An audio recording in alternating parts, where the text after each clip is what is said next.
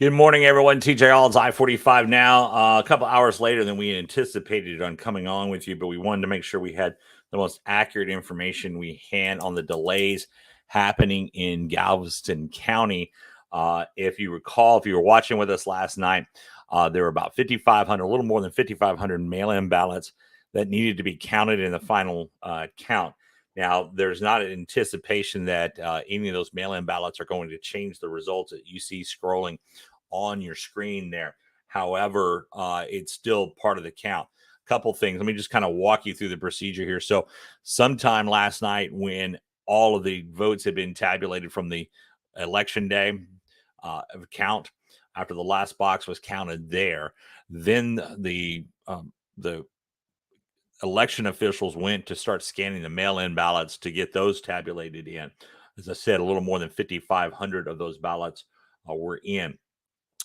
Scanners broke down. They were working with Hart Interactive, or Hart Voting Systems, as it's called, Hart Systems now. The vendor that covers Galveston County as well as Harris County, by the way, to resolve the issue.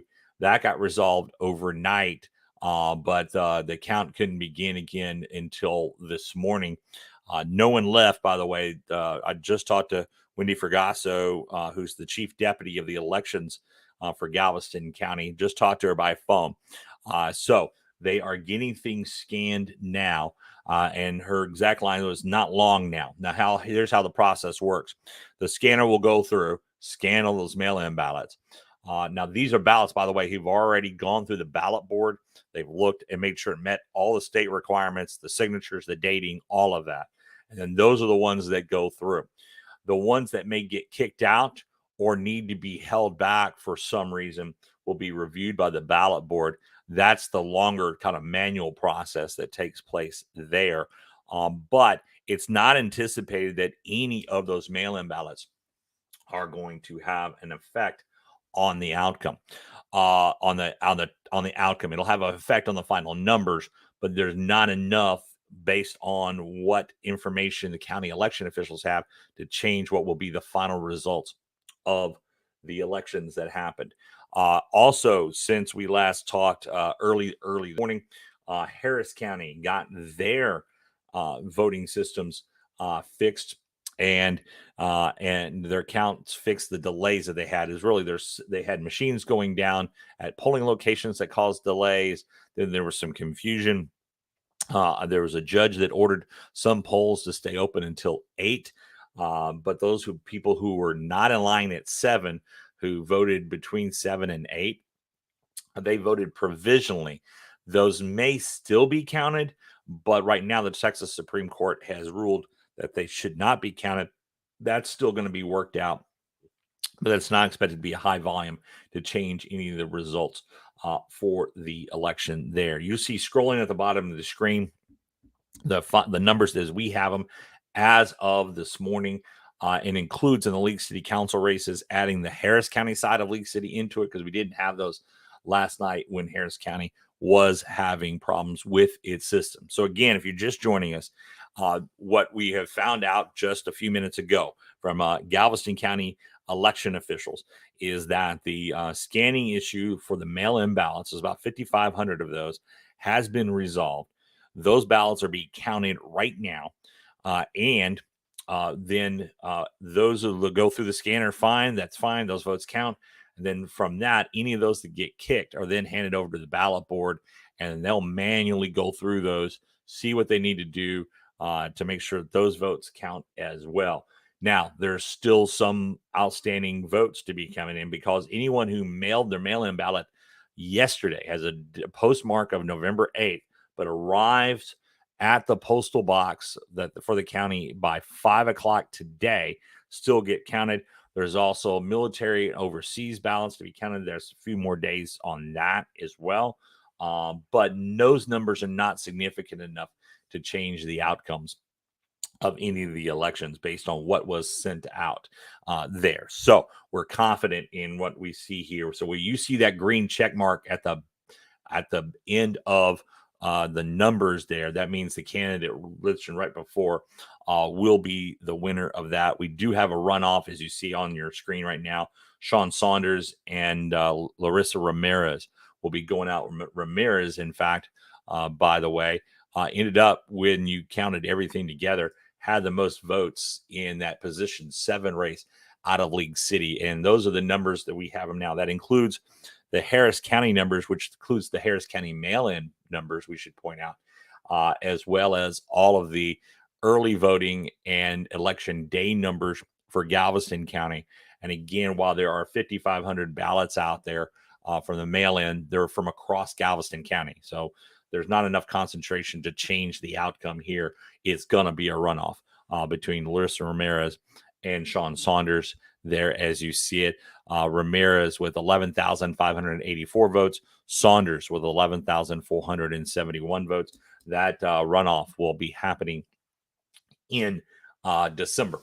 So that will be on that election result. So let's go ahead and go by the individual results. You see them scrolling on your screen there. We also have them in the text portion of this post as well to kind of keep you updated. First off, the big race that a lot of folks were paying attention to, even if you didn't live in Lamarque, the mayoral recall calling for Keith Bell's removal from office. It goes down in defeat by a count of more than 300 votes. Those against 2,380 versus those for 2,020 on that one. So Mayor Keith Bell, who we'll try to join a little bit later today to get his reaction to things. In League City Council position number 2, called this one early last night. This again includes the Harris County side of League City in these numbers. There's not many Harris County votes. Remember, League City positions are not districts, they're positions. Every council member and the mayor run at large in League City. So the Harris County side of League City residents voted in this as well. We didn't have those numbers until this morning. So Tommy Cohn's the winner there by landslide, 21,609 votes. We had Tommy on with us by phone early this morning after that. Position 3 in League City, we have Tom Cruise in a 3-way race avoiding a runoff, and he'll join the city council, 16,889 votes.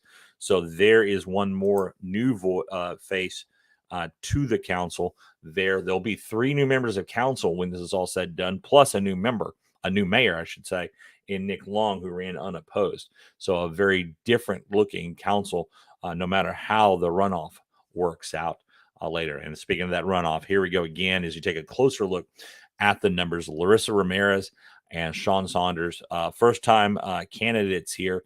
And as I said, Larissa Ramirez getting the most votes actually over Saunders in that election. Angie Mertens, this was her 3rd try for council, and she comes up short, making the runoff again. So this is twice now that Mertens has run for office, in which she was on the odd person out on the runoff situation. The first time she ran was against Nick Long for council, and Nick Long won that outright. Galveston County, the Republicans had a strong night where there was Republican voting countywide.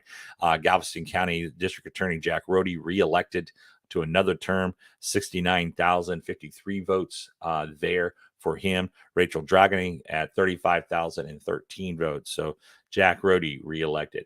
Mark Henry, the Galveston County judge, elected again. He was first elected to that office in 2010.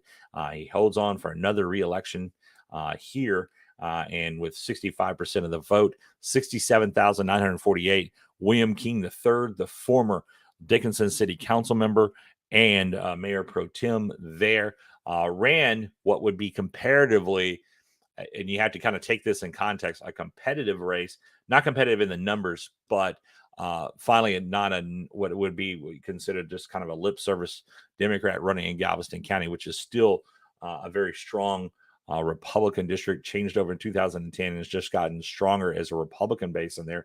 And after redistricting on some of the commissioners' precincts and JP precincts, looks to hang that way. But as you see, William King coming in at 36,000, not even close there, but comparatively a decent showing from him. And then speaking of Democrats, Billy A. Williams Jr., the incumbent for Justice of the Peace, Precinct 3, the one Democrat on the county ballot who won last night in a contested race. And so he wins and is reelected to Precinct 3 JP there. Galveston School District 7G, Ken Jinks defeats the incumbent Mindy Lankin with 1,099 to 990 votes. Again, we were checking those mail-in ballots to see if there'd be enough to change anything, and that is not the case. Marco just came in and said, who won Galveston County Judge? We just went over that, Marco.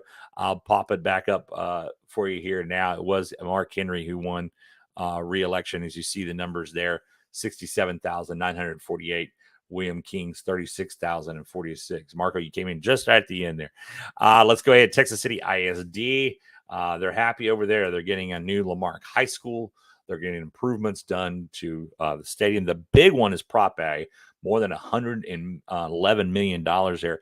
That includes the new Lamarque High School, expansion of Texas City High School, really to expand the arts programs.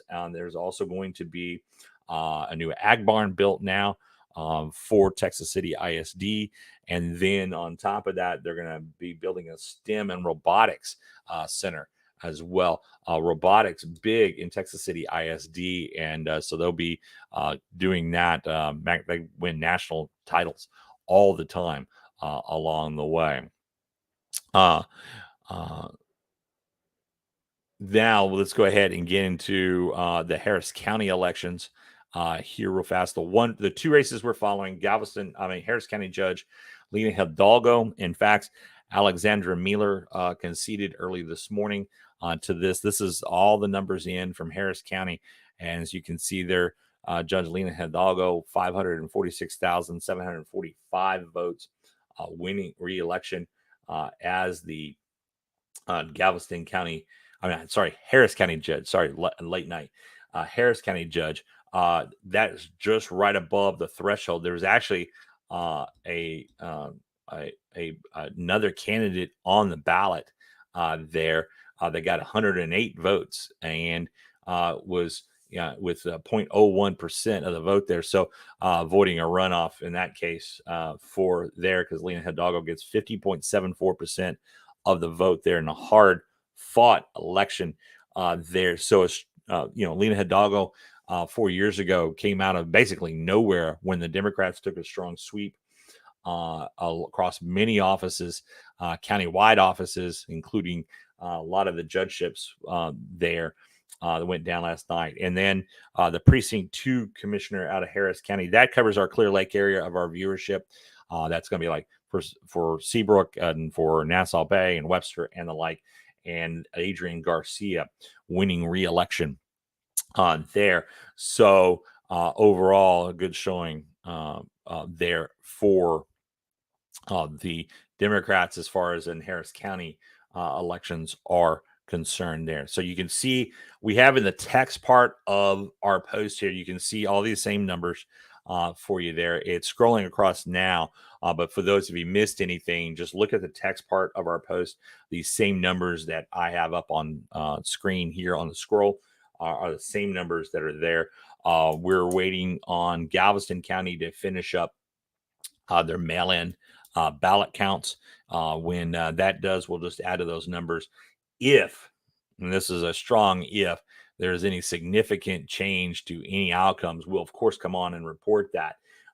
But again, it's 5,500 total mail-in ballots across the county. Mail-in ballots tend to follow the same pattern as far as how you saw early voting and how you saw election day voting go for the most part, percentage-wise. And it's a spread out 5,500 for the entire county. You'll also find on a lot of mail-in ballots that folks won't necessarily vote on those down ballots, meaning the local races in League City, Texas City, and Lamarque. They'll instead be voting mainly at the top of the ticket for governor, lieutenant governor, and the state rep, Congress, and the like. Speaking of which, on those two, as we had them on early with us last night because we figured this wasn't going to take long. Randy Weber, obviously reelected to Congress. What's going to be a mixed bag for Republicans on the national level. It looks like at this time, based on most of the projections, that the Republicans will take the U.S. House. But the Senate is a whole different issue right now. It was not as strong of the red wave, red tsunami as was predicted in there on the national level. Randy Weber, go back and take a look at and listen to the interview we did with Congressman Weber, because I brought up the scenario with the congressman of, okay, Republicans take the House, Senate stays in control of the Democrats, although narrowly. If that happens, how will we see government happen? And he had a really good answer to, just so you can get an idea from the national perspective of how things goes. Because Congressman Weber is part of the Freedom Caucus up there. That caucus and the Republican caucus has a very strong hold on the Republican caucus in the House. So it's a really good kind of insight. Go back and listen to the interview. I'll put a link to that interview we did last night with Congressman Weber. That gives you a different kind of a look at things, because while we've been focused on local, this may be something of interest to you as well. Also on the state rep side of things, Greg Bonin, State Representative Greg Bonin, District 24, easily wins victory there.